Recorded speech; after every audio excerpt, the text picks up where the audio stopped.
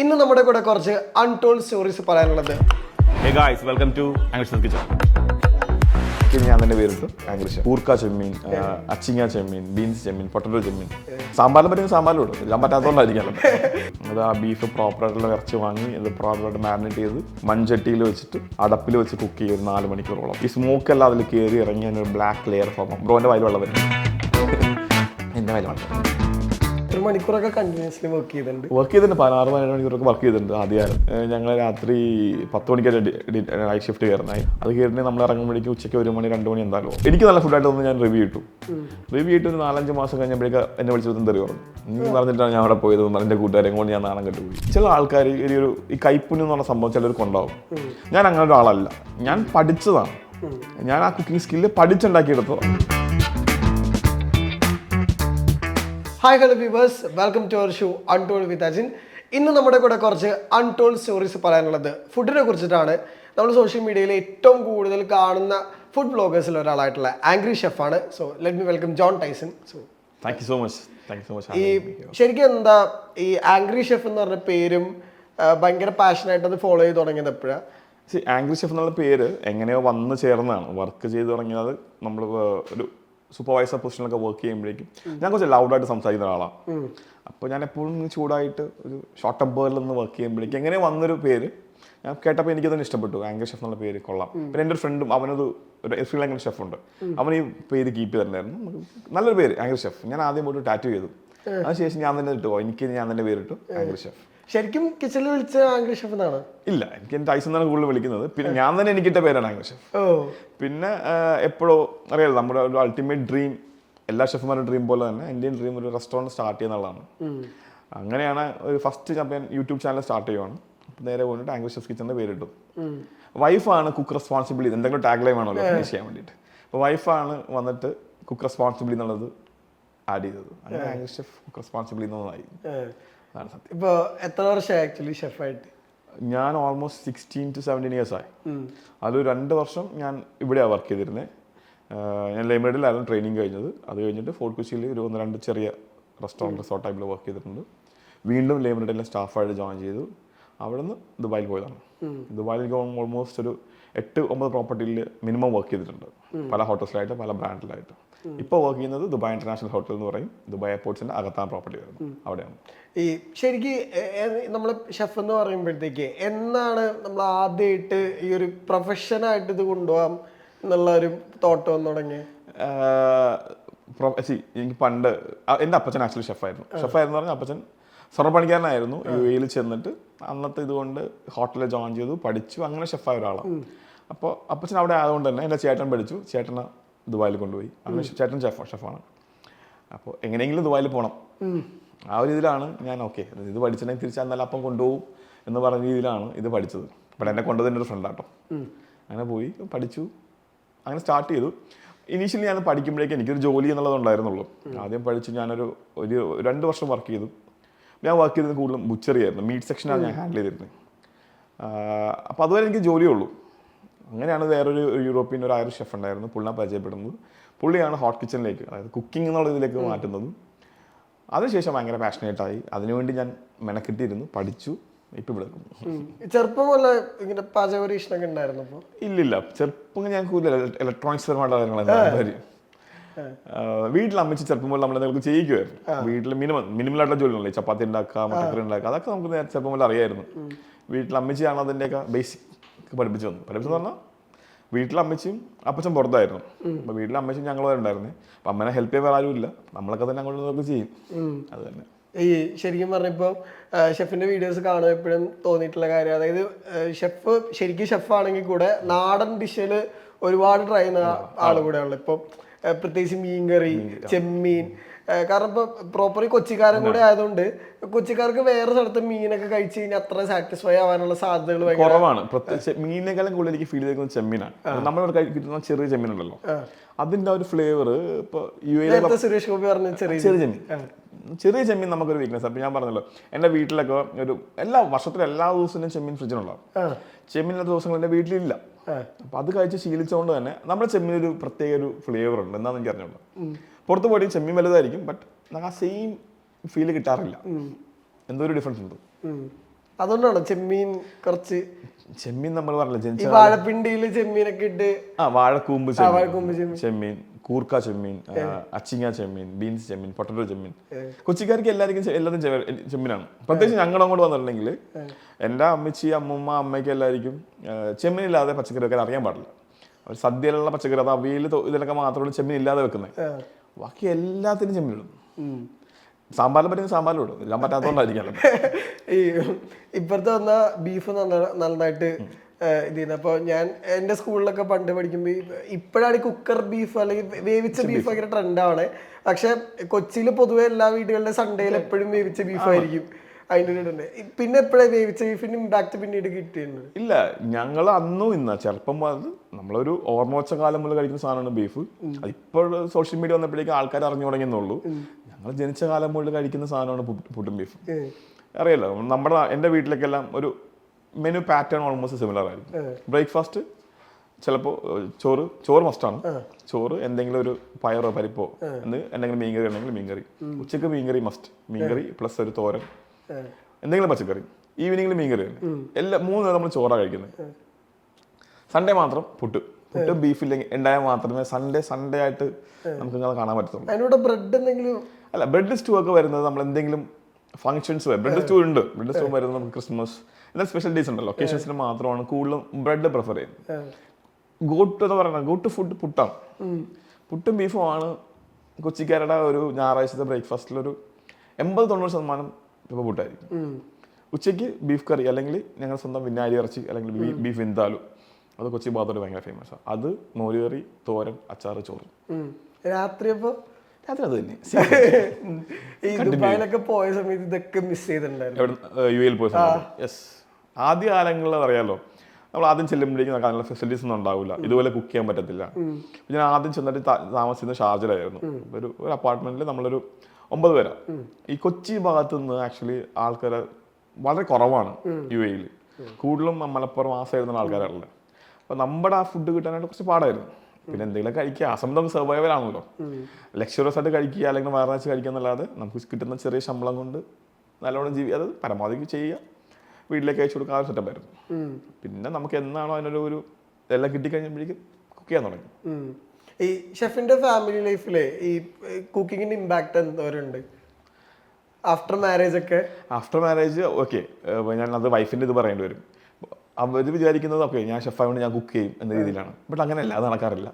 ഞാൻ കുക്ക് ചെയ്യുന്നത് ഓഫ് ഡേയ്സിൽ ഞാൻ കുക്ക് ചെയ്യും. നല്ല ദിവസങ്ങളിൽ വീട്ടിൽ വൈഫ് അല്ലെങ്കിൽ മമ്മി ഉണ്ടായിരുന്നു നമ്മുടെ കൂട്ടത്തിൽ, അല്ല അമ്മച്ചി ഉണ്ടായിരുന്നു. നമ്മുടെ വീട്ടിലൊരു ചേച്ചിയുണ്ട്. അപ്പോൾ ആരെങ്കിലുമൊക്കെയാണ് അതിനാണ് കുക്ക് ചെയ്യുന്നത്. പിന്നെ കുഴപ്പമെന്ന് പറഞ്ഞിട്ടുണ്ടെങ്കിൽ നമുക്ക് പെട്ടെന്ന് ഇത് കിട്ടും. ചെറുതായിട്ടൊന്ന് അടുക്കി പിടിച്ചാലോ കരിഞ്ഞു പോയാലോ ഉപ്പ് കൂടിയാലോ നമുക്ക് പെട്ടെന്ന് അറിയാം. അത് നമുക്ക് ജോലി അറിയാവുന്നതുകൊണ്ട് തന്നെ പെട്ടെന്ന് അറിയാൻ പറ്റും. അതപ്പോൾ അവർക്ക് പണിയായിരിക്കും. അങ്ങനെ സംഭവിക്കാറുണ്ട്. എൻ്റെ ഇടക്കിടക്ക് സംഭവിക്കാറുണ്ട്. എനിക്ക് ചോറിൻ്റെ വേവ് ഞാൻ സാറ്റിസ്ഫൈ ആണെങ്കിലും ഞാൻ ഉദ്ദേശിക്കുന്ന രീതിയിലുള്ള ചോറ് എനിക്ക് കിട്ടണം. അതെനിക്ക് ഭയങ്കര ഒരു ഇമ്പോർട്ടൻ്റ് കാര്യമാണ്. എനിക്ക് അധികം വെന്ത് പോകുന്ന ചോറ് ഇഷ്ടമല്ല. എനിക്ക് ചോറ് കുറച്ച് ഹാർഡായിട്ട് ഇരിക്കും. അപ്പോൾ എന്ത് നല്ല കറിയാണെങ്കിലും കൂട്ടത്തിൽ കിട്ടുന്ന ചോറ് കുറച്ച് വെന്ത് പോയാൽ അന്നത്തെ നമ്മുടെ മനസ്സ് ചത്തു പോകും. കല്യാണത്തിനൊക്കെ മുമ്പ് എങ്ങനെയായിരിക്കും പാടാണ് ചില സമയത്ത്. നമുക്കത് പറയാം, ഇപ്പം നല്ല ഫുഡായിരിക്കും, നല്ല കറികളായിരിക്കും, എല്ലാം ഉണ്ടാവും. പക്ഷെ അത് മെയിൻ ചോറ് കിട്ടിയില്ലെങ്കിൽ പോയി. അങ്ങനെ ഒരു ചീത്ത സ്വഭാവമാണ് അതെനിക്കുണ്ട്. ഈ ശരിക്കും പറയല്ലോ, ഇപ്പോൾ ഷെഫായിട്ട് നിൽക്കുമ്പോഴത്തേക്ക് ഈ ഫൈനാൻഷ്യലി ഇപ്പൊ ഈ സോഷ്യൽ മീഡിയ വന്നതിന് ശേഷം ഏറ്റവും കൂടുതൽ കുറച്ചുകൂടെ സ്കോപ്പ് കൂടിയ ഒരു പ്രൊഫഷൻ കൂടെയാണ് ഹോട്ടൽ മാനേജ്മെന്റ് അല്ലെങ്കിൽ ഷെഫ്. കാരണം കുറച്ചുകൂടെ അതിന് വിസിബിലിറ്റി കിട്ടി. ഇപ്പൊ പണ്ടും പറയായിരുന്നു, അതായത് ലോകം മുഴുവൻ എൻജോയ് ചെയ്യാൻ പറ്റാത്തൊരു വിഭാഗം ശരിക്കും ഹോട്ടലേഴ്സ് ആണ് എപ്പോഴും പറയും. അത് തോന്നിയിട്ടുണ്ടോ? പിന്നെ അത് വളരെ, ഞാൻ എൻ്റെ കരിയർ ഞാൻ പറഞ്ഞില്ല ഒരു 15 years ആയി. അത് ഞാൻ ഒരു വട്ടം മാത്രമാണ് ഇവിടെ വന്നിട്ട് നാട്ടിൽ വന്നിട്ട് ക്രിസ്മസ് ആഘോഷിക്കുന്നത്. അത് ആ വർഷം കൊച്ചിക്കാരിക്ക് കാർണിവലും ന്യൂ ഇയർ എന്തോ ഇമ്പോർട്ടൻ്റ് ആണെന്ന് ചിലപ്പോൾ ഇവിടെ എനിക്ക് അറിയാൻ പറ്റും. കൊച്ചിൻ കാർണിവലും ന്യൂ ഇയറും ഞങ്ങൾക്ക് അത്ര ഇമ്പോർട്ടൻ്റ് ആണ്. ഞാൻ ഒരു വർഷം മാത്രമാണ് ഈ പറഞ്ഞത് അറ്റൻഡ് ചെയ്തിരിക്കുന്നത്, കാർണിവൽ, ന്യൂ ഇയർ, ക്രിസ്മസ്. അതിന് മുമ്പ് എനിക്ക് കിട്ടിയിട്ടില്ല. പിന്നെ ലാസ്റ്റ് 2 years ആയിട്ട് നമ്മളൊരു നല്ല പൊസിഷനിലേക്ക് എത്തിക്കഴിയുമ്പോഴേക്കും എൻ്റെ കൂടുതലുള്ള വേറെ ഹിന്ദുക്കളായതുകൊണ്ട് എനിക്ക് ഒരു ക്രിസ്മസ് ഞാൻ എടുക്കാറുണ്ട്. നാട്ടിൽ അവിടെ തന്നെ ആയിരിക്കും, ബട്ട് വീട്ടുകാരുടെ ക്രിസ്മസ് ആഘോഷിക്കാൻ പറ്റും. അത് ആ ഒരു പൊസിഷനിൽ എത്തിയതുകൊണ്ടാണ്. അല്ലാത്തല്ല ഇത് സെയിം തന്നെയാണ്. എന്താഘോഷമാണെങ്കിലും നമ്മൾ അവിടെ ജോലി എടുക്കുക, അന്ന് നമുക്ക് ബിസി ആയിരിക്കും കൂടുതൽ. ഏറ്റവും തിരക്കുള്ള ദിവസങ്ങളിലായിരിക്കും. ഇപ്പം ഒരു നോർമൽ റണ്ണിങ് ഹോട്ടലൊക്കെ ആണെങ്കിൽ ക്രിസ്മസ് അല്ലെങ്കിൽ ആ ഒരു പീരീഡ് ഭയങ്കര ബിസിയാണ്. ഏറ്റവും ബിസിയസ്റ്റ് ടൈമാണ് ഡിസംബർ. ഹോളിഡേയ്സ് വരുമ്പോഴേക്കും ഓട്ടോമാറ്റിക് തിരക്കായിരിക്കുമല്ലോ. ഞാൻ നേരത്തെ കൂടുതൽ വർക്ക് ചെയ്തിരുന്നത് പബ്ബ് സ്റ്റേക്ക് ഹൗസ് കോൺസെപ്റ്റിലായിരുന്നു. അപ്പോൾ അതുകൊണ്ട് തന്നെ ആ സമയത്തൊക്കെ ഭയങ്കര തിരക്കായിരിക്കും. ഇപ്പോൾ എയർപോർട്ടിലായതുകൊണ്ട് കുഴപ്പമില്ല, സമാധാനമുണ്ട്. ഈ ശരിക്കും എന്നാ ഫൈനാൻഷ്യലി കുറച്ചുകൂടി കുറച്ചുകൂടി സ്റ്റേബിൾ ആവുന്ന ഒരു സമയം എപ്പോഴാണ്, എത്ര വർഷം കഴിഞ്ഞിട്ടുണ്ടാവും സ്റ്റാർട്ട് ചെയ്തിട്ട്? നമുക്ക് ഉണ്ടാകുന്ന പ്രശ്നങ്ങൾ നമ്മളെ വീട്ടിലെങ്ങനെയാണോ ഫൈനാൻഷ്യലി അങ്ങനെയാണ്. കുറേ ഭയങ്കര പൈസ ഉണ്ടാക്കാൻ പറ്റുമെന്നൊന്നും എനിക്ക് ഞാൻ പറയുന്നില്ല ഒരിക്കലും. ജോലി എടുക്കുക, ജീവിച്ചു പോവുക, അത്രേ ഉള്ളൂ. പൈസ ഉണ്ടാക്കുക സെക്കൻഡറി ആണ് എൻ്റെ വെച്ചിട്ട്. പ്രോപ്പറായിട്ട് ജീവിക്കാം, എൻജോയ് ചെയ്യാം. ഇപ്പൊ എല്ലാരും വന്ന് ചോദിക്കണ്ടോ എനിക്ക് ഷെഫാൻ ഭയങ്കര ആഗ്രഹമുണ്ട്, എങ്ങനെ അതിന്റെ ഒരു കുറേ ആൾക്കാർ ചോദിക്കാറുണ്ട്. ഞാൻ നേരത്തെ എന്താ എപ്പോഴും എല്ലാവരോടും പറയുന്നൊരു കാര്യം തന്നെയാണ്, എല്ലാവരും ഇത് കാണുന്നത് ഈ വീഡിയോസ് കണ്ടിട്ടാണ്. അല്ലെങ്കിൽ അവർക്ക് ഇത് ഷെഫ് എന്ന് അറിയാവുന്നത് സെലിബ്രേറ്റ് ചെയ്യുന്ന ആൾക്കാർ മാത്രമേ അറിയാൻ പാടുള്ളൂ. ചിലപ്പോൾ എന്നെ കണ്ടായിരിക്കും ചോദിക്കുന്നത്. പക്ഷെ ഞാൻ ഇതിൻ്റെ പുറകിൽ കൊടുത്തേക്കുന്ന സ്ട്രഗിൾ എന്താണെന്നുള്ളത് അത് ഞാൻ മാത്രമല്ല, ഇപ്പോൾ സക്സസ്ഫുൾ ആയിട്ട് സോഷ്യൽ മീഡിയയിലോ അല്ലെങ്കിൽ എവിടെയോ നിൽക്കുന്ന ആൾക്കാർ അവർ പുറകെ കൊടുത്ത സ്ട്രഗിൾസ് ഇവർക്ക് ആയിരിക്കും അറിയാൻ പാടില്ല. നമ്മൾ വളരെ കഷ്ടപ്പെട്ടായിരിക്കും ഇപ്പോൾ ഒരു ഇതിലേക്ക് എത്തിയിരിക്കുന്നത്. അപ്പോൾ അത് പറഞ്ഞു കൊടുക്കുമ്പോഴേക്ക് കുറേ ആൾക്കാർ അപ്പം തന്നെ ഇട്ടിട്ട് പോകും. അത് കേൾക്കുമ്പോൾ തന്നെ മതിയാണെന്ന് വേണ്ട കുഴപ്പമില്ല എന്ന് പറയും. ചില ആൾക്കാർ പഠിക്കുന്ന കുട്ടികളുണ്ട്. ഇപ്പോൾ പഴയതിനേക്കാളും കുറച്ചും കൂടി നല്ല കോളേജസ് ഉണ്ട്. ഇപ്പം നമ്മുടെ നാട്ടിലാണെങ്കിൽ നല്ല വിസിബിലിറ്റി ഉള്ളൊരു ജോബ് തന്നെയാണ്, നല്ല പ്രൊഫഷനാണ്. ഈ പലരും പറയുന്ന കാര്യം നാട്ടിൽ നിന്ന് കഴിഞ്ഞാൽ കുറച്ചുകൂടെ നമ്മൾ പെയ്ഡ് കുറവാണ്, അല്ലെങ്കിൽ സ്ട്രഗിൾസ് ഭയങ്കര കൂടുതലാണെന്ന് അതേ സൈഡ് എപ്പോഴും പുറത്തേക്ക് പോകണം എന്നുള്ളത്. ഷെഫ് അങ്ങനെ തന്നെയായിരുന്നു. ഞാനും അങ്ങനെ എനിക്കും അങ്ങനെ തോന്നിയിട്ടുള്ളത്. എന്താ കാര്യം ഇപ്പോൾ പുറത്തൊരു കൺട്രിയിൽ പോയിട്ടുണ്ടെങ്കിൽ എക്സ്പോഷർ വളരെ കൂടുതലാണ്. ഇവിടെ ഇല്ല എന്നല്ല ഞാൻ പറയുന്നത്, നമ്മുടെ ഇവിടെ കിട്ടുന്ന പ്രോഡക്ട്സിന്റെ അവൈലബിലിറ്റി വളരെ ചുരുക്കമാണ്. കിട്ടുന്നുണ്ടാവും, ഇപ്പോൾ കുറച്ചും കൂടി ഉണ്ടാവും പണ്ടത്തിനേക്കാളും. എനിക്ക് പഴയ കാര്യങ്ങൾ അറിയാൻ പാടുള്ളൂ. ഇപ്പോൾ കുറച്ചും കൂടി ഉണ്ട്. എന്നാൽ കൂടി ഇവിടെ കിട്ടുന്ന പ്രൊഡക്ട്സിൻ്റെ ഇത് കുറവായതുകൊണ്ടും ഇവിടെ കൂടുതലും നമ്മുടെ സൗത്ത് ഇന്ത്യൻ കൾച്ചറാണ് പോയിക്കൊണ്ടിരിക്കുന്നത്. ആ ടൈപ്പ് ഫുഡാണ് റൺ ചെയ്യുന്നത്. Even continental cuisine, European cuisine ഉണ്ടെങ്കിലും അതെല്ലാം മിനിമൽ പ്രൊഡക്ട്സേ ഉള്ളൂ. ബട്ട് ഇപ്പോൾ ഇത് UAE അല്ലെങ്കിൽ എവിടെയെങ്കിലും വേറെ കൺട്രിയിൽ പോകുകയാണെങ്കിൽ നമുക്ക് കുറച്ചും കൂടി എക്സ്പോഷർ ഉണ്ടാവും, ഡിഫറെൻറ്റ് കുസീനുമായിട്ട് വർക്ക് ചെയ്യാൻ പറ്റും. അതിനേക്കാൾ ഉപരിയായിട്ടുള്ള കാര്യം നമ്മുടെ ടീമെല്ലാം ഡിഫറെൻറ്റ് നാഷണാലിറ്റി ആയിരിക്കും. ഇപ്പോൾ ഇവിടെ ഇന്ത്യയിൽ വർക്ക് ചെയ്യുമ്പോഴേക്കും ഓൾമോസ്റ്റ് 90% ആൾക്കാർ ഇന്ത്യൻസ് ആയിരിക്കും. നമ്മളൊന്നെങ്കിൽ മലയാളത്തിൽ അല്ലെങ്കിൽ ഹിന്ദിയിൽ കമ്മ്യൂണിക്കേറ്റ് ചെയ്യും. ഒരു സെയിം നമ്മുടെ തന്നെ കൾച്ചറായിരിക്കും. പുറത്തൊരു കൺട്രിയിൽ വർക്ക് ചെയ്യുമ്പോഴേക്കും നമ്മുടെ കിച്ചണിൽ ചിലപ്പോൾ 5-6 ഡിഫറെൻറ്റ് നാഷണാലിറ്റീസ് ഉണ്ടാവും. ഇവരുടെ കൾച്ചറായിട്ട് നമുക്ക് മനസ്സിലാവും. മിങ്കിൾ ചെയ്യുമ്പോഴേക്കും നമുക്ക് അറിയാൻ പറ്റും എങ്ങനെയാണെന്ന കാര്യങ്ങൾ. ചിലപ്പോൾ നമ്മൾ കുറേ ഡിഫറെൻറ്റ് ഫുഡ് ടേസ്റ്റ് ചെയ്യും. ഞങ്ങൾ ആദ്യം ചെയ്തിട്ടുണ്ടായിരുന്നു. നമ്മൾ വർക്ക് ചെയ്ത കിച്ചണിൽ 5-6 നാഷണാലിറ്റി ഉണ്ടായിരുന്നു. അപ്പോൾ പെർ ഡേ ഇപ്പം ഞാൻ മലയാളി ആയതുകൊണ്ട് ഞാൻ ഉണ്ടാക്കും, ഒരു ദിവസം ഫുഡ് ഉണ്ടാക്കും. ഈ പറഞ്ഞ എല്ലാവരും കഴിക്കും. അതിനകത്ത് ഇന്തോനേഷ്യൻ ഉണ്ടാവും, ഫിലിപ്പീൻ ഉണ്ടാവും, യൂറോപ്യൻ ഉണ്ടാവും, ശ്രീലങ്കൻ ഉണ്ടാവും. അവർ ഫുഡ് കഴിക്കും. നെക്സ്റ്റ് ഡേ അവൻ ഫിലിപ്പീൻ ആയിരിക്കും കുക്ക് ചെയ്യുന്നത്. ഇതെല്ലാവരും കഴിക്കും. നമുക്ക് ഡിഫറെൻറ്റ് ഫുഡുമായിട്ട് എക്സ്പോഷർ കിട്ടും, ഡിഫറെൻറ്റ് കൾച്ചറായിട്ട് എക്സ്പോഷർ കിട്ടും. അപ്പോൾ അതുകൊണ്ട് തന്നെ ഞാൻ എപ്പോഴും പ്രിഫർ ചെയ്യുന്നത് പഠിച്ചു കഴിഞ്ഞിട്ടുണ്ടെങ്കിൽ എത്രയും പെട്ടെന്ന് പുറത്ത് പോകാൻ പറ്റുമെങ്കിൽ വളരെ നല്ലതായിരിക്കും. ശരിക്കും എങ്ങനെ പൊതുവെ ഇന്ത്യൻ ഫുഡ്സിന് വേൾഡിൽ ഭയങ്കരമായിട്ട് റെക്കഗ്നൈസേഷൻ ഉണ്ടോ? എല്ലാ ഫുഡും ഒന്നും പറയാൻ പറ്റത്തില്ല, കുറച്ച് ഫുഡ്സ് ഒക്കെ ഉണ്ട്. ഇപ്പൊ കുറച്ചും കൂടി ഉണ്ട്. ഇപ്പം യൂറോപ്യൻസ് പോലും സൗത്ത് ഇന്ത്യൻ റെസ്റ്റോറൻറ്റ് നടത്തുന്ന സ്ഥലങ്ങളൊക്കെ ഉണ്ട്. ഒരു യൂറോപ്യൻ കൈൻഡ് ഓഫ് ടോഡി കള്ള് ഷാപ്പ് ഉണ്ട് യൂറോപ്പിൽ. നമ്മുടെ തോരൻ, നമ്മുടെ മീൻകറി വിളമ്പുന്ന ഒരു ഷാപ്പ് കോൺസെപ്റ്റ് ഉണ്ട്. അതിന്റെ ഞാൻ ഇൻസ്റ്റയിൽ കിടക്കുന്നുണ്ട്, എൻ്റെ ഒരു പേജ് റൺ ചെയ്യുന്നുണ്ട് അവരങ്ങനെ. അറിയാൻ പാടില്ല, അതൊന്നും പറയാൻ പറ്റത്തില്ല. കാണിക്കുന്ന വീഡിയോസ് മാത്രമേ കണ്ടിട്ടുള്ളൂ. പിന്നെ നമ്മുടെ റെക്കഗ്നൈസ് ചെയ്തിരുന്ന ഫുഡ് എന്ന് പറഞ്ഞാൽ ബട്ടർ ചിക്കനാണ്, എല്ലാവർക്കും ലോകത്ത് അറിയാവുന്നത്. അത് അവർ പറയുന്ന അവരുടെ ഫുഡാണ്, ബ്രിട്ടീഷുകാർ പറയുന്നത്. പിന്നെ ബിരിയാണി ഓബിയസ്ലി അതൊക്കെ തന്നെ ഉള്ളൂ ഫേമസ് ആയിട്ടുള്ളത്. കുറേ ഫുഡുണ്ട് നമ്മുടെ നാട്ടിൽ. എന്തോരം ഫുഡാണ് ഉള്ളത്. എല്ലാ വീട്ടിലും ഉണ്ടാവും എന്തെങ്കിലും ഒരു സീക്രട്ട് സ്പെഷ്യൽ റെസിപ്പി. എൻ്റെ വീട്ടിലുണ്ടാവും, എൻ്റെ അമ്മച്ചി എന്തൊക്കെ ഉണ്ടാവും, നിങ്ങളുടെ വീട്ടിലുണ്ടാവും റെസിപ്പി. അങ്ങനെ കുറേ റെസിപ്പീസ് ഉണ്ട് ആരും അറിയാതെ കിടക്കുന്നത്. ശരിക്കും അന്ന് പഠിച്ചപ്പോഴേ കൂടെയുള്ള ഫ്രണ്ട്സിനോടൊക്കെ സജസ്റ്റ് ചെയ്തിട്ടുള്ള ഹോം സ്പെഷ്യൽ ഫുഡ് എന്തായിരിക്കും, അല്ലെങ്കിൽ അവർക്ക് വെച്ച് കൊടുത്തിട്ടുള്ള? അങ്ങ് പഠിച്ചതൊന്നും അങ്ങനെ ചെയ്തിട്ടില്ല. ഞാൻ എപ്പോഴും ആൾക്കാർ സജസ്റ്റ് ചെയ്യുന്നത് കൊച്ചി ഫുഡ് പറയുന്നത് നമ്മൾ വിനാരി ഇറച്ചി, അതായത് ബീഫ് വിന്താലോ ആണ് നിങ്ങൾ എന്തെങ്കിലും കഴിക്കണമെന്ന് പറയുന്നൊരു ഫുഡ്. അത് നമ്മുടെ നാട്ടിലുണ്ടാക്കുന്ന എൻ്റെ അമ്മമ്മയൊക്കെ ഉണ്ടാക്കുന്നു അടിപൊളിയായിട്ട്. അത് ആ ബീഫ് പ്രോപ്പറായിട്ടുള്ള ഇറച്ചി വാങ്ങി അത് പ്രോപ്പറായിട്ട് മാരിനേറ്റ് ചെയ്ത് മൺചട്ടിയിൽ വെച്ചിട്ട് അടപ്പിൽ വെച്ച് കുക്ക് ചെയ്യും ഒരു 4 മണിക്കൂറോളം. ഈ സ്മോക്ക് എല്ലാം അതിൽ കയറി ഇറങ്ങി അതിനൊരു ബ്ലാക്ക് ലെയർ ഫോം ആവും. ബ്രോൻ്റെ വായിൽ വെള്ളം വരുന്നുണ്ട്. അങ്ങനെ ഒരു ബീഫ് വിന്താലോ ഉണ്ട്. അത് നെക്സ്റ്റ് നമ്മൾ എടുക്കത്തുള്ളൂ. എൻ്റെ വായിൽ വെള്ളം വരുന്നുണ്ട്. ആ സാധനം, ആ ബീഫ് അത് ടേസ്റ്റ് ചെയ്യണം. ഇപ്പം ഞാൻ ആരും അത് വെച്ച് അങ്ങനെ ആ പ്രോപ്പർ രീതിയിൽ കഴിക്കാൻ പറ്റിയിട്ടില്ല.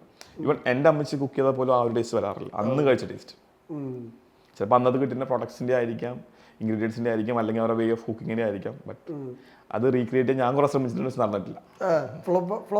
ഫ്ലോപ്പ് പിന്നെ അതൊക്കെയാണ് എപ്പോഴും ആറുണ്ടല്ലോ. ഷെഫുമാർക്ക് ഒരു ഇത് യൂസ് ആയി കഴിഞ്ഞ് കഴിഞ്ഞാൽ ഒരു ഋതം കണ്ടെത്തിയ പിന്നെ ഒരു പരിധിവരെ നമ്മൾ ഉണ്ടാക്കുന്നത് പ്രശ്നങ്ങൾ വരത്തില്ല, അല്ലെങ്കിൽ നമ്മളത് എങ്ങനെയെങ്കിലുമൊക്കെ ഫിക്സ് ചെയ്യും. ബട്ട് തെറ്റിപ്പോറുണ്ട് കുറേ, തെറ്റിപ്പോറുണ്ട്. ഇപ്പോൾ നമുക്ക് ഇടുന്ന ഉപ്പ് കൂടി പോകാറുണ്ട്, മസാല കൂടി പോകും, അതൊക്കെ സംഭവിക്കുന്ന കാര്യമാണ്. എല്ലാവരും മനുഷ്യന്മാരല്ലേ. എപ്പോഴും കുക്കിംഗ് എന്ന് പറഞ്ഞാൽ എനിക്ക് തോന്നിയ കാര്യമാണ്, ചില ആൾക്കാർ ഈ കൈപ്പുണ്യം എന്ന് പറഞ്ഞ സംഭവം ചിലർക്ക് ഉണ്ടാവും. ഞാൻ അങ്ങനെ ഒരാളല്ല, ഞാൻ പഠിച്ചതാണ്. ഞാൻ ആ കുക്കിംഗ് സ്കില്ല് പഠിച്ചുണ്ടാക്കിയെടുത്തതാണ്. വേറെ എൻ്റെ ഒരു ഫ്രണ്ടാണ് ആരോട് എന്ന് പറഞ്ഞിട്ട്, അവർക്ക് ഓട്ടോമാറ്റിക്കലി അവരുടെ കൈക്ക് എന്തൊരു മാജിക് ഉണ്ട്. അവരെന്തുണ്ടാക്കിയാലും ടേസ്റ്റ് ആയിരിക്കും. ഞാൻ അങ്ങനെ എന്തുണ്ടാക്കിയാലും ടേസ്റ്റ് വരില്ല. ഞാനത് പഠിച്ച് അതിൻ്റെ എന്താണെന്ന് മനസ്സിലാക്കി എടുത്തപ്പോഴാണ് ഞാൻ ഷെഫായത്. ചിലരൊക്കെ ജനിക്കുമ്പോഴേ ഷെഫാണ്. കുറച്ച് പേരുണ്ട്, ചിലർക്ക് ഭയങ്കര കൈക്ക് ഒരു പ്രത്യേകത ഉണ്ടാവും. ഞാൻ പരിചയപ്പെട്ടതിൽ നിഷാദ് എന്ന് പറഞ്ഞ ചേട്ടനുണ്ടായിരുന്നു. പുള്ളിക്കാരൻ എന്തുണ്ടാക്കിയാലും ടേസ്റ്റാണ്. അതെങ്ങനെയോന്ന് അറിയാൻ പാടില്ല. ഈ അരുൺ എന്ന് പറഞ്ഞാൽ അങ്ങനെയാണ്, അവൻ എന്തുണ്ടാക്കിയാലും ടേസ്റ്റാണ്. അതൊരു മാജിക്കാണ് അവരടുത്തുള്ളത്. ഈ പിന്നെ ഇപ്പം ആളുകൾ ഈ പറഞ്ഞ ഫുഡ് കഴിക്കുന്ന കാര്യത്തിൽ ഭയങ്കര കോൺഷ്യസ് ആയിട്ടുള്ള ഒരു സമയം കൂടിയ ക്ലീൻ ഈറ്റിംഗ് കോൺസെപ്റ്റുകൾ ആളുകൾ ഭയങ്കരമായിട്ട് കൂടുതലുണ്ട്. സലാഡ്സുകൾ ആളുകൾ കഴിക്കാൻ തുടങ്ങി. ശരിക്കും സലാഡ്സ് ഒക്കെ ഭയങ്കരമായിട്ട് നന്നായിട്ട് ഉണ്ടാക്കാൻ പറ്റുന്ന, ഇപ്പം പുറത്തൊക്കെ വർക്ക് ചെയ്യുന്നതുകൊണ്ടൊക്കെ സലാഡ്സിൻ്റെ ഒരു ഭയങ്കര ടേസ്റ്റ് സൈഡ് ശരിക്കും എങ്ങനെയാണ്?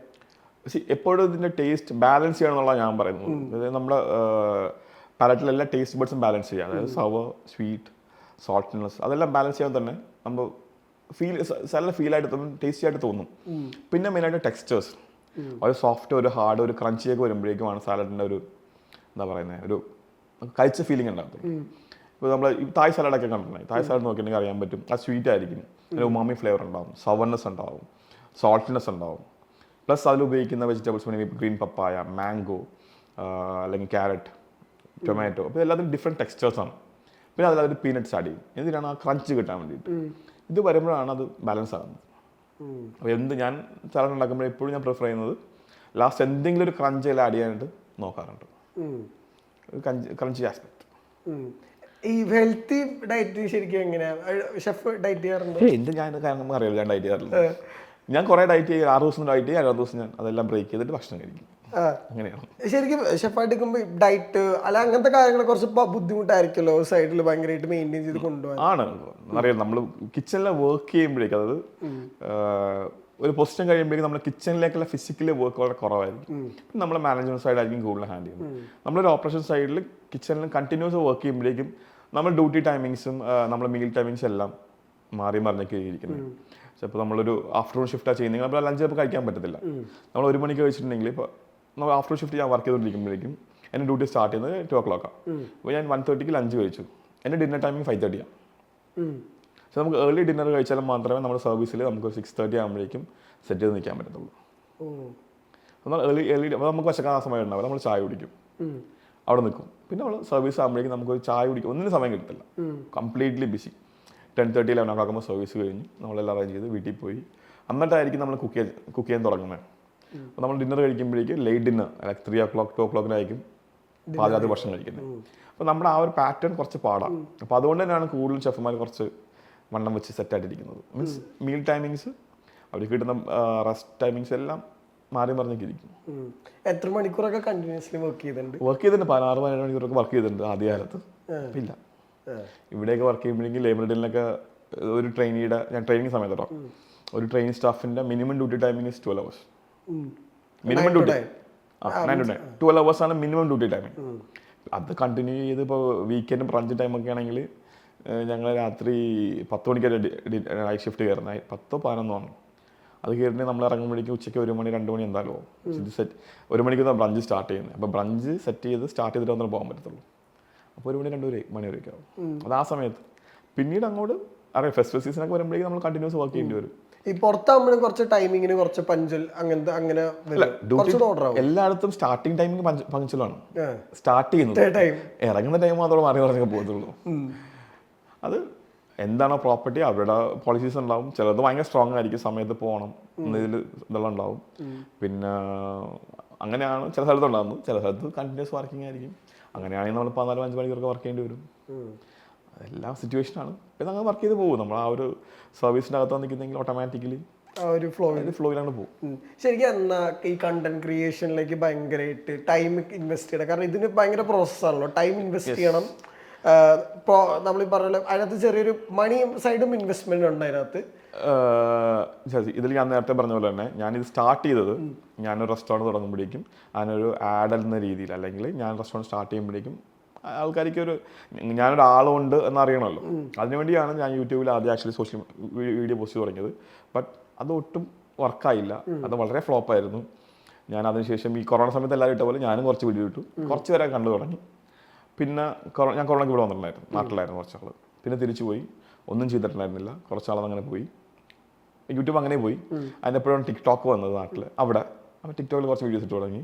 അത് അത്യാവശ്യം വർക്കാകുന്നുണ്ടായിരുന്നു. അങ്ങനെ നിൽക്കുമ്പോഴാണ് വൈഫ് പറഞ്ഞത് ഓക്കെ ഇൻസ്റ്റയിൽ ഇട്ട് തുടങ്ങുന്നു. ഇൻസ്റ്റയിലെ വീഡിയോസ് പെട്ടെന്ന് തന്നെ ക്ലിക്കായി.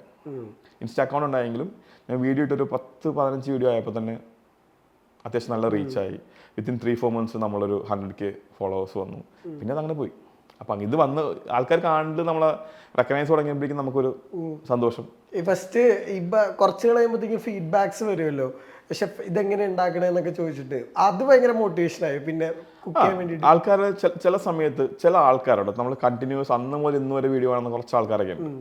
ചിലപ്പോഴൊക്കെ നമുക്ക് ഒട്ടും മതി നിർത്താൻ പറഞ്ഞ് നിൽക്കുമ്പോഴേക്കും ഇവരുടെ ഒരു മെസ്സേജ് വരുന്നു, വീണ്ടും ആ മോട്ടിവേഷൻ കിട്ടും, വീണ്ടും കുക്ക് ചെയ്യും. പിന്നെ ഒന്നും എനിക്കൊന്ന് ഇൻസ്റ്റാഗ്രാമിൽ നിന്ന് അറിയാൻ തോന്നുന്നു, നമ്മളൊന്ന് ഡൗൺ ആയി നിൽക്കുമ്പോൾ ഒരു വീഡിയോ എന്ത് ചെയ്യും, ഇൻസ്റ്റാഗ്രാം അതുകൊണ്ടിട്ട് 1 million വെക്കും. അപ്പോൾ പിന്നെയും 1 million, അത് വീണ്ടും കുറേ വീഡിയോ. ശരിക്കും എങ്ങനെ ടൈം മാനേജ് ചെയ്യാനൊക്കെ പറ്റുന്നുണ്ടോ? ടൈം ഓഫ് ദിവസങ്ങളാണ് നമ്മൾ കൂടുതലും ഷൂട്ടും വീഡിയോ എല്ലാം ചെയ്യുന്നത്. പിന്നെ ഈവനിങ് വന്ന ടൈം ഉണ്ടെങ്കിൽ അപ്പോൾ ചെയ്യും.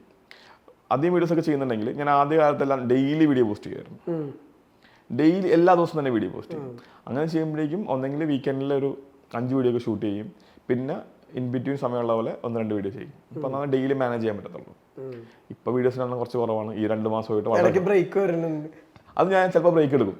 അത് ചിലപ്പോൾ എനിക്ക് തോന്നുന്നുണ്ട് ഓക്കെ എനിക്കൊരു 50K ഫോളോവേഴ്സ് കൂടി വേണമെന്ന് പറഞ്ഞാൽ ഞാൻ കണ്ടിന്യൂസ് വീഡിയോ അത് കയറ്റി വെക്കും.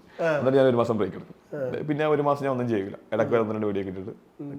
നാട്ടിലൊരു എങ്ങനെയാ എല്ലാവരും പുറത്തൊക്കെ ഇറങ്ങും? കുറച്ചധികം തിരിച്ചറിയാൻ പറ്റും, എല്ലാവർക്കും അല്ല, കുറച്ചധികം തിരിച്ചറിയാൻ പറ്റുന്നുണ്ട്. വളരെ സന്തോഷമാണ് ആൾക്കാർ തിരിച്ചറിയുമ്പോഴേക്കും നമുക്ക് ഓട്ടോമാറ്റിക്കലി സന്തോഷമാണ്. ഈ ഫുഡ് ബ്ലോഗേഴ്സിനെ പറ്റിയിട്ട് എപ്പോഴും ആളുകൾ എപ്പോഴും ചർച്ച ചെയ്യാറുണ്ട്. ഫുഡ് ബ്ലോഗേഴ്സ് പോയി 2 ആസ്പെക്ട് ഉണ്ടല്ലോ അതിന്. ഫുഡ് ബ്ലോഗേഴ്സ് പോയിട്ട് ഭയങ്കര ഹിറ്റായ സ്ഥലങ്ങളുണ്ട്, അതുപോലെ തന്നെ ഫുഡ് ബ്ലോഗേഴ്സ് പോയിട്ട് പിന്നീട് ആൾക്കാർ വന്ന് ട്രൈ ചെയ്തിട്ട് ഡിസപ്പോയിന്റഡ് ആയ സ്ഥലങ്ങളുണ്ട്. ഷെഫ് അങ്ങനെ പോകാറുണ്ടോ? ഇല്ലെന്നല്ല, ചെയ്യാറുണ്ട്. വളരെ കുറവാണ് നമ്മൾ ചെയ്യുന്നത്. നേരത്തെ പറഞ്ഞല്ലോ എൻ്റെ പാലറ്റ്, അതായത് എൻ്റെ ടേസ്റ്റ് ബേർഡ്സും നിങ്ങളുടെ ടേസ്റ്റ് ബേർഡ്സും ഡിഫറെൻ്റ് ആയിരുന്നു. പിന്നെ വേറൊരു കാര്യം പറയുന്നത്, റെസ്റ്റോറൻറ്റ് ഓണേഴ്സ് നമ്മൾ കാണുമ്പോഴേക്കും നമുക്ക് നല്ല ഫുഡ് വരും, നല്ല സർവീസ് വരും. സാധാരണ ആൾക്കാർ പോകുമ്പോൾ ചിലപ്പോൾ കിട്ടിയില്ലെന്ന് വരും. അത് ആക്ച്വലി റെസ്റ്റോറൻറ്റ് അവരുടെ കുഴപ്പമാണ്. അതിന് ആക്ച്വലി ഫുഡ് ബ്ലോഗേഴ്സിനൊന്നും ചെയ്യാൻ പറ്റത്തില്ല. ഞാൻ ഫുഡ് ബ്ലോഗറാണെന്ന് പറയാറില്ല, ഷെഫാണ്. ഞാൻ ഭക്ഷണം കഴിക്കാൻ പോകാറുണ്ട്. ഷെഫിനെ പണിയിട്ടുണ്ട് നല്ല ഭയങ്കര എല്ലാവരും ഹൈപ്പ് ചെയ്തിട്ട് പോയിട്ട് ഉണ്ട്. റെസ്റ്റോറൻറ്റ് ഞാൻ പറയുന്നതിൽ ഉണ്ടായിട്ടുണ്ട്. ഈവൻ ഞാൻ ആദ്യം ഞാൻ പോയി കഴിച്ചിട്ട് എനിക്ക് ഇഷ്ടപ്പെട്ട ഫുഡ് നമുക്ക് പെയ്ഡൊന്നും അല്ലായിരുന്നു സത്യം പറഞ്ഞാൽ. നമ്മൾ പോയിട്ട് റെസ്റ്റോറൻറ്റിൽ കഴിച്ചു, എനിക്ക് നല്ല ഫുഡായിട്ട് തോന്നുന്നു. ഞാൻ റിവ്യൂ ഇട്ടു ഒരു 4-5 മാസം കഴിഞ്ഞപ്പോഴേക്ക് എന്നെ വിളിച്ചിട്ട് തെറി പറഞ്ഞു. നീ പറഞ്ഞിട്ടാണ് ഞാൻ അവിടെ പോയത്, എൻ്റെ കൂട്ടുകാരെ കൊണ്ട് ഞാൻ നാണം കെട്ടുപോയി. പ്രശ്നം ഇത് തന്നെയാണ്. നമുക്ക് ചിലപ്പോൾ കിട്ടുന്ന നല്ല ഫുഡായിരിക്കും. അപ്പോൾ ഈ റെസ്റ്റോറൻറ്റിലൊക്കെ പറ്റുന്ന കുഴപ്പമുണ്ട്. ചിലപ്പോൾ ആദ്യം ഒരു ഹയർ ചെയ്യുമ്പോൾ നല്ല ഷെഫുമാർക്കായിരിക്കും വെക്കുന്നത്. അവർ പ്രിപ്പയർ ചെയ്യുന്ന ഫുഡ് നല്ലതായിരിക്കും. ആഫ്റ്റർ 3-4 months 6 months കഴിയുമ്പോഴേക്കും എന്തെങ്കിലും പ്രശ്നം ഉണ്ടാക്കി നിർത്തിപ്പോകും. ഓട്ടോമാറ്റിക്കലി അവിടെ നിങ്ങൾ അസിസ്റ്റന്റ് ആയിരിക്കും അടുത്ത ഇൻചാർജ്. അപ്പോൾ ആ ഫുഡിന്റെ ക്വാളിറ്റി അതുപോലെ ഡ്രോപ്പ് ആവും. അത് ആ മാനേജ്മെന്റ് സൈഡ് ചിലപ്പോൾ ചെക്ക് ചെയ്യത്തില്ല. അങ്ങനെ വരുമ്പോഴേക്കും പണിയിട്ടാം. അങ്ങനെ കുഴപ്പമുണ്ട്. ഷെഫിന്റെ ഒരു ഡ്രീം എന്താ? ശരിക്കും സ്വന്തം റെസ്റ്റോറൻറ്റ് തുടങ്ങുക, ആംഗിൾ ഷെഫ് കിച്ചൺ. അതിന്റെ ഒരു അതുണ്ട്, അതൊക്കെ നടക്കും, ഏതെങ്കിലും സമയത്ത് നടക്കും. അവിടെ എന്തായിരിക്കും ഒരു ഷെഫ് സ്പെഷ്യൽ ഡിഷസ് ഒക്കെ? അതൊന്നും ഫ്യൂഷൻ ആയിരിക്കണം ഒന്നും പ്ലാൻ ചെയ്തേക്കുന്നത്, ഒന്നും തീരുമാനിച്ചിട്ടില്ല. ഫ്യൂഷൻ ഫുഡ് ആയിരിക്കും, വളരെ ചെറിയ മെനു വെച്ച് റൺ ചെയ്യുന്നതാണ് എൻ്റെ ആഗ്രഹം. നമുക്ക് ആഗ്രഹം എന്തെങ്കിലും ഇതൊക്കെ ചെയ്യാമല്ലോ. കൊച്ചിയിലാണോ? ഇല്ല, പുറത്ത് ചെയ്യാൻ തന്നെ, അവിടെ തന്നെ ചെയ്യാൻ പ്ലാൻ. കൊച്ചിയിൽ തുടങ്ങാലോ. അത് ഫസ്റ്റ് സ്റ്റെപ്പ് വെച്ചിട്ടില്ല നമ്മൾ മലയിൽ കയറുന്നത്. ഇപ്പോൾ ഷെഫിന്റെ വീട്ടിലേക്ക് അൺഎക്സ്പെക്ടഡ് ആയിട്ട് കുറച്ച് ഗസ്റ്റ് വരാന്നിരിക്കട്ടെ, എന്തായിരിക്കും അവർക്ക് കൊടുക്കണ ഒരു 5 സ്പെഷ്യൽ ഡിഷ്? സ്വിഗ്ഗിന്ന് ഫുഡ് ഓർഡർ ചെയ്യുമ്പോൾ സിമ്പിൾ. ഷെഫ് ഉണ്ടാക്കി എന്ന് പറഞ്ഞു കഴിഞ്ഞാൽ ഏറ്റവും സിമ്പിളായിട്ട് കുക്ക് ചെയ്യാൻ പറ്റുന്ന, എന്നെ സംബന്ധിച്ച് ഏറ്റവും സിമ്പിളായിട്ട് കുക്ക് ചെയ്യാൻ പാസ്റ്റൊക്കെ പെട്ടെന്ന് ഉണ്ടാക്കാൻ പറ്റും. എല്ലാ സാധനങ്ങളും അവൈലബിൾ ആണെങ്കിൽ ഈസി ആയിട്ട് കുക്ക് ചെയ്യാൻ ഐറ്റംസ് ആക്ച്വലി കുറച്ച് യൂറോപ്യൻ ഫുഡായിരിക്കും. പാസ്റ്റൊക്കെ നമുക്ക് പെട്ടെന്ന് പ്രിപ്പയർ ചെയ്യാൻ പറ്റും. പിന്നെ നമ്മുടെ ചോറും കറിയൊക്കെ ആണെങ്കിൽ അതിൻ്റെ സമയം എടുക്കും. എല്ലാം നമുക്ക് ഐറ്റംസ് വീട്ടിൽ ഉണ്ടെന്നാണെങ്കിൽ it's very easy to cook. Chef special എന്താ വീട്ടിലെല്ലാവർക്കും ഭയങ്കര ഇഷ്ടം? മീൻകറി, ചോറ്, ബീഫ്, അതൊക്കെ തന്നെ. അവിടെ നാടനാണ് കൂടുതൽ. ഞങ്ങൾ വീട്ടിലല്ലാതെ അതെല്ലാം കഴിക്കുള്ളൂ. പിന്നെ വൈഫിന് കുറച്ച് യൂറോപ്യൻ ഫുഡൊക്കെ ഉണ്ടാക്കി കൊടുത്താൽ താല്പര്യമാണ്. സ്റ്റേക്കും പാസ്തയൊക്കെ ഉണ്ടെങ്കിൽ എപ്പോഴും അല്ല, വല്ലപ്പോഴും, ലൈക്ക് വീക്കെൻഡ്. വൈഫിന്റെ ഏറ്റവും ഇഷ്ടപ്പെട്ട എന്താ ഉണ്ടാക്കണേ? വൈഫ് ഉണ്ടാക്കുന്ന ചായ. വൈഫ് സൂപ്പർ ചായ ഉണ്ടാക്കും, അടിപൊളി ചായ ഉണ്ടാക്കും, മീൻകറി ഉണ്ടാക്കും. ഞാൻ ചായ ഭയങ്കര ഒരു ഫാനാണ്. ചായ ആണ് എൻ്റെ ഒരു മെയിൻ ഫ്യൂവൽ. വർക്ക് ചെയ്യുന്നതിലാണ് സമോർ ചായ. ചായയിലാണ് നമ്മുടെ ജീവിതം പകുതി നിൽക്കുന്നത്. അത് അമ്മച്ചിക്ക് ഞാൻ അമ്മച്ചിക്ക് ഭയങ്കര ക്ലോസ് ആയിരുന്നു ചെറുപ്പത്തില്. അപ്പൊ അമ്മച്ചിക്ക് ചായ ഭയങ്കര ഒരു ഇതാണ്. നമ്മള് കണ്ടിന്യൂസ് ചായ ഒരു ചായ ഞാൻ അവിടേക്കാണെങ്കിൽ 8-10 കുടിക്കും. ചായ ഈ സൈഡിലുള്ളത് ചായ എപ്പോഴും കുടിക്കണ ഭയങ്കര ഹെൽത്തി അല്ല ആയിരിക്കും. കള്ളു കുടിക്കുന്ന ഹെൽത്തി അല്ലല്ലോ, അതാ കള്ളു കുടിക്കാറില്ല. അതുപോലെയാണ് ചായ. എനിക്കൊരു ഭയങ്കര ഫീലുള്ള ഒരു സാധനമാണ് ചായ. കുറെ കുടിക്കാറുണ്ട്. നല്ല ചായ സ്പോട്ടിൽ തേടി നടന്ന് കുടിക്കും. ഞാനിപ്പോൾ കൊച്ചിയിൽ വന്നിട്ട് കണ്ടൊരു പ്രശ്നം എന്ന് പറഞ്ഞാൽ ഇവിടെ നല്ല ചായക്കാരില്ല. പണ്ട് നോക്കി അറിയാൻ പറ്റും, എല്ലാ നല്ല ഷോപ്സ്, എല്ലാ ചായക്കടകളിലും നല്ല മലയാളി ചേട്ടന്മാരാണ് ചായ ഉണ്ടാക്കുന്നത്. ഇപ്പൊ ഇവിടെ കൂടുതലും നമ്മുടെ അതിഥി തൊഴിലാളികൾ എന്ന് പറഞ്ഞാൽ ഹിന്ദിക്കാരൊക്കെയാണ് ചായ ഉണ്ടാക്കുന്നത്. ഇപ്പൊ ഇതിനു മുമ്പ് ഞാൻ ചായ കുടിച്ചിട്ട് വന്നതാണ്. ഒരു ചായ വളരെ മോശം. ഞാൻ നോക്കിയപ്പോഴേക്കും ഉണ്ടാക്കുന്ന ഒരു പുള്ളിക്കാരനാണ്. അപ്പോൾ ഇവിടെ നല്ല ചായക്കാരിപ്പില്ല, എവിടെയോ പോയി വരും. അത് തിരിച്ചത് നല്ലതായിരിക്കും. വളരെ കുറച്ച് ചായക്കാരുള്ളൂ നല്ല ചായ ഇടുന്നത്. ഞങ്ങളും അഭിമുഖീകരിക്കുന്ന ഒരു പ്രധാന സത്യമാണത്. എനിക്ക് ഫീൽ ചെയ്ത കാര്യമാണ്. ഇപ്പോൾ കൊച്ചിയിലാണെങ്കിൽ 1-2 കടകളാണ് ചായ കുടിക്കുന്നത് സ്ഥിരമായിട്ട്. അപ്പോൾ ചായക്ക സെറ്റാണ്. സജസ്റ്റ് ചെയ്യാൻ പറ്റും. അത് ഒരെണ്ണം തോപ്പുംപടിയിൽ നിന്ന് മൂലമഴി പോകുന്ന സമയത്ത് പോളക്കണ്ട ഒരു മാർക്കറ്റ് ഉണ്ട്. അത് കഴിഞ്ഞിട്ട് ഒരു ഹോട്ടലുണ്ട്, റെസ്റ്റോറൻറ്റ് ഹോട്ടൽ നമ്മൾ എഴുതി വെച്ചേക്കുന്നുണ്ട്. CNC എന്നതിൻ്റെ പേര് ഞാൻ മറന്നുപോയി. ഓൾമോസ്റ്റ് ഒരു 100 years+ ആയ ഹോട്ടൽ റെസ്റ്റോറൻറ്റ്. അവിടെ നല്ല ചായ വൈകിട്ട് പോയ നല്ല മസാല ദോശ കിട്ടും. രാവിലെ ആണെങ്കിൽ സവാള ബജി അറിയോ, കേട്ടിട്ടുണ്ടോ? സവാള വട എന്ന് പറയും. ഞങ്ങൾ സവാള ബജി എന്നാണ് പറയണേ. സവാള ബജി എന്ന് പറയും. അത് ചായയൊക്കെ അടിപൊളിയാണ്. എൻ്റെ അത് പേഴ്സണൽ ഫേവറേറ്റ് സ്പോട്ടാണ്. ഞാൻ വർഷങ്ങളായിട്ട് ഓൾമോസ്റ്റ് കുറേ നാളായിട്ട് 10-20 വർഷമായിട്ട് അവിടെ ചായ അവിടെ. ഞാൻ അന്ന് വന്നതിൻ്റെ പിറ്റേ ദിവസം ചോറ് ഇടണ്ടാണ് ചായ. അപ്പോൾ ഈ പറഞ്ഞ പോലെ ഒരുപാട് ഞങ്ങളെ കൊതിപ്പിക്കുന്ന ആളുകൂടെയാണ് ഫുഡ് ഉണ്ടാക്കി. അപ്പോൾ ഇനിയും ഒരുപാട് എന്റർടൈനിങ് ആയിട്ടുള്ള ഫുഡ് വീഡിയോസ് കാണാൻ സാധിക്കട്ടെ എന്ന് ആശംസിക്കുന്നു. ഡ്രീം പ്രോജക്റ്റിനും എല്ലാവിധ ആശംസകളും. Thank you for the timing and all. Thank you so much.